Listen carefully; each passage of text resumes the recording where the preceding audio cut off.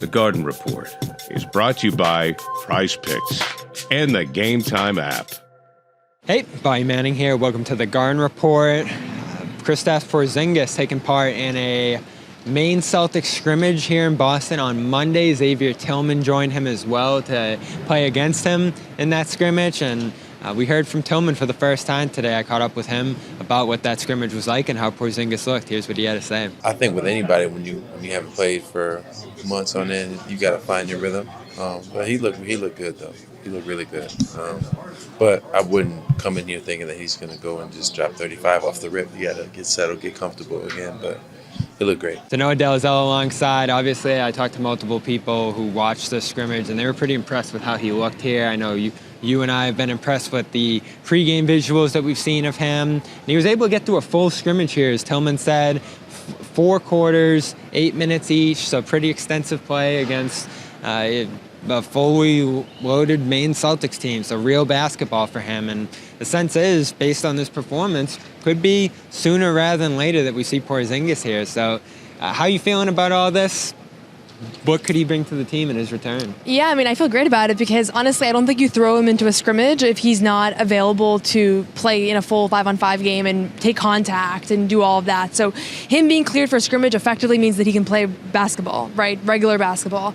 The question is he playing an elite level? And it sounded like, from what someone had to say, like, you know, he's not going to come out there and dominate at this very moment. And so give him the opportunity to play with Maine, to play in practice, and come out and dominate when you're back in the NBA. Like, that's the goal, right? And we just saw with Joel Embiid what happens when you come back too soon, or when you have to come back and then find your rhythm upon your return. Like, that's everything that we're seeing in Philadelphia right now. And there's a really sharp contrast here because they can afford to, because they have so much talent on this roster and they're 12-3 without him. But ultimately, I think what he brings them is rim protection that they really badly need.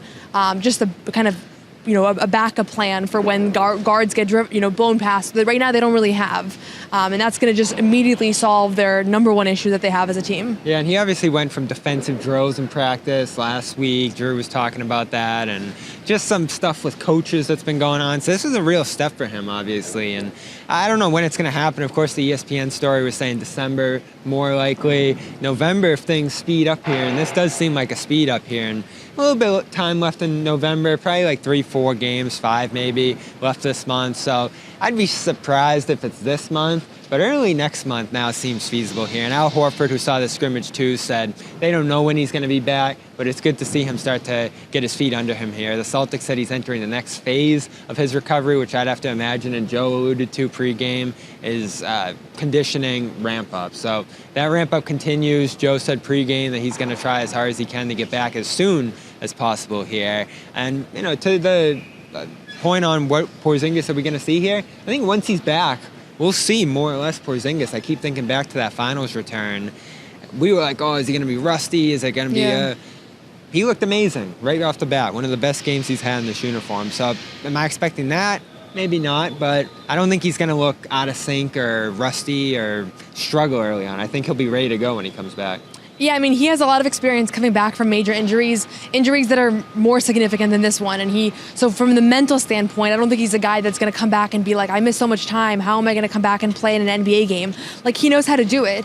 And then the other piece of it is just, I don't think this is the kind of injury that has long-term ramifications. We haven't heard anything to make us think that. So you kind of have both sides. You know, you have the mental piece there. I think physically he's going to be great. And they're not going to play him 35 minutes a night. Right. They might play him 18, 20 minutes. I mean, he was coming off the bench in the finals.